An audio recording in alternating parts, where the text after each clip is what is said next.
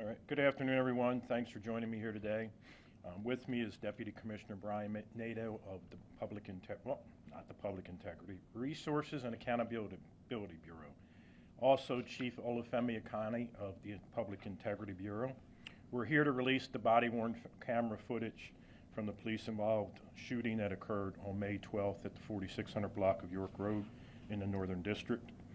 Our department is committed to conducting a thorough, transparent, and comprehensive investigation in collaboration with the Maryland Attorney General's Office. At this time, I'll turn it over to Deputy Commissioner Nadeau to go over the body-worn camera videos. Good afternoon, everyone. As the Commissioner stated, we'll be releasing the body-worn camera videos for the police-involved shooting from May 12th at approximately 1:28 p.m. Following our body-worn camera release policy, the video has been given to the U.S. Attorney's Office, the Office of the Attorney General, and the Baltimore Office of Equity and Civil Rights.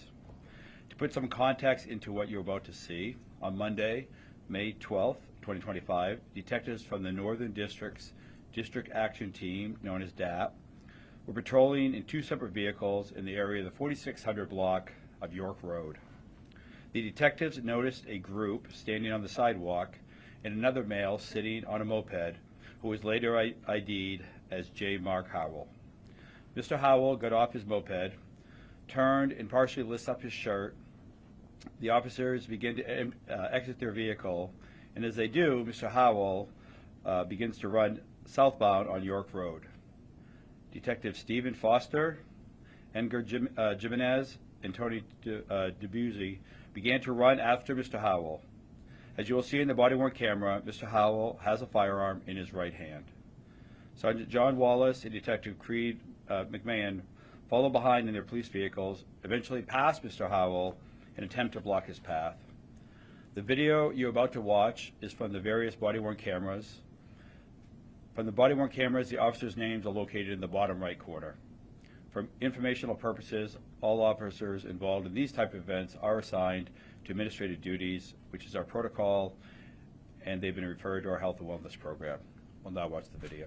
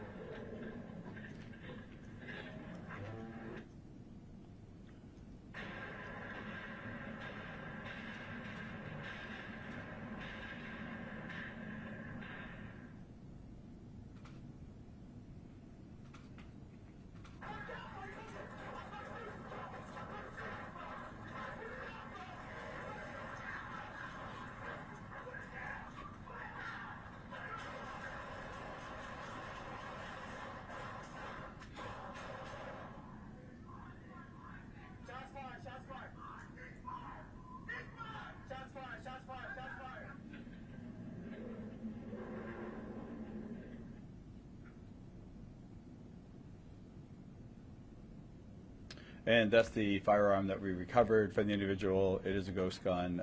Had a 30 plus round magazine clip in the weapon at the time. All three detectives remain on routine administrative leave and have been referred to health and wellness program. The officers were in the area doing proactive enforcement because the 4600 block is an area well known for drug activity, and it's been an area where we've seen some recent violence. Mr. Howe was wanted on an attempted murder warrant out of Baltimore County.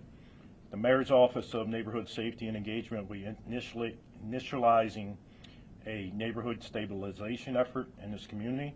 While the investigation is still ongoing, we are working alongside the Attorney General's office. At this time, we will take any questions. We're going to start with Kim, and we'll work our way around. Is there any other footage, either from like surveillance cameras or doorbell cams, that you guys used in your investigation? So we pulled video camera from private security cameras as well. We pulled other videos from private security cameras. Because we're working in this case along with the state's attorney, the Attorney General's office, their policy is not to release private security camera videos. So we're unable to release them, although we do have them, and it has aided us, of course, in our investigation and their investigation as well. But they have a policy that we cannot release those at this point. So at this point, we cannot release them. If you would like to see them, you can reach out to the Attorney General's office and put a request in through that. A follow-up, Kim? Is there any indication of how many shots the officers fired and how many times the victim was struck? Preliminary information is the officers fired 24 rounds. We don't know how many times he was struck yet, pending the autopsy results. Is it fair to say that it was more than once? That's probably fair to say, yes. Bill? That was going to be my question. So, Chief, can you talk about why you were in this area again? You said there was drug activity. Had the officers, was this guy known to the police? Did they know he was wanted on an attempted murder warrant? Can you delve into that just a little bit? I'm not sure if they knew he was wanted on the attempted murder warrant. We really haven't had a chance to interview them yet. But what happened is they got out to address the situation. They saw him. That area of York and Cold Spring has been historically an area of violence and drug activity that we've spent a lot of attention on, even back in 2009 when I was the captain in the Northern. It's been an area. They got out to speak to him, and he took off running, pulled the weapon, and tried to kill our officers. Alexa? Have any of these officers been involved in any other officer-involved shootings? So one of the officers was involved previously with the use of force, police-involved shooting. I don't remember the exact year. It was back in the 2015-16 range, but that was 2018. 2018, he was exonerated. None of the other officers have been involved in one. And which one was that? Which one is it? Foster. Foster? Yes, Detective Foster. That's the 11-year veteran. Raquel with the Baltimore Sun?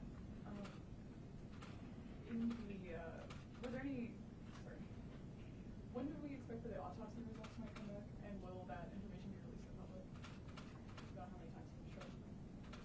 So the autopsy report doesn't normally come back that quickly. They have to go through a host of things. So we're at the discretion of the medical examiner's office, so we can't give you an exact time on that. Any follow-up? But when it does come back, will we know how many times he was struck by the officers? Yes. Dariana, the banner? I wanted to ask, you all said 24 shots were fired, and you don't know how many the person fired at the police officer? 2. He fired 2 of them into the police car that the sergeant was in. And do you know which officer fired their gun first? I'm not sure. No, so we're still going through a review of that. We have the casings from the scene, but we have to go through a whole analysis to find out exactly what happened, in what order. That is not completed at this point. As you saw, there was officers coming from 3 different angles, basically. Any other questions?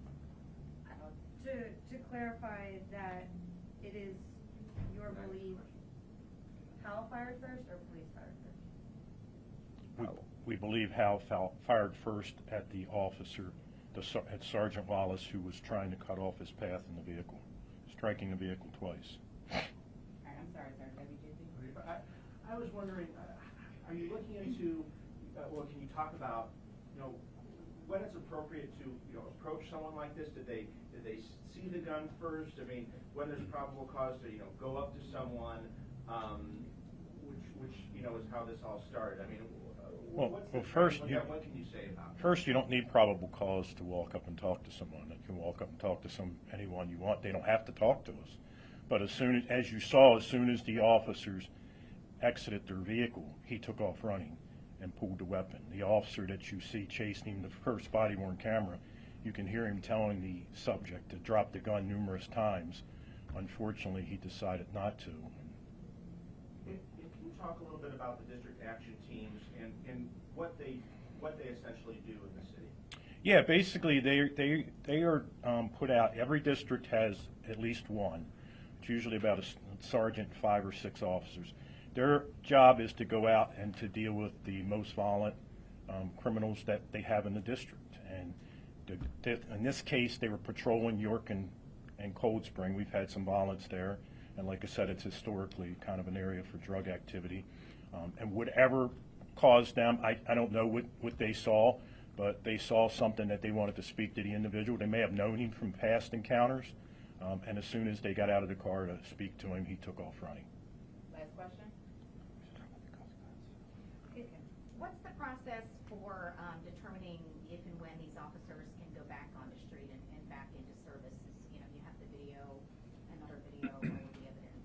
Usually we wait for the Attorney General to send us a letter and say that the officers are cleared of any wrongdoing, and then we put them back on the street. But for the time being, we keep them off the street for a period of time anyway, because they're going through something like that is very traumatic to them. You had someone just try to kill them.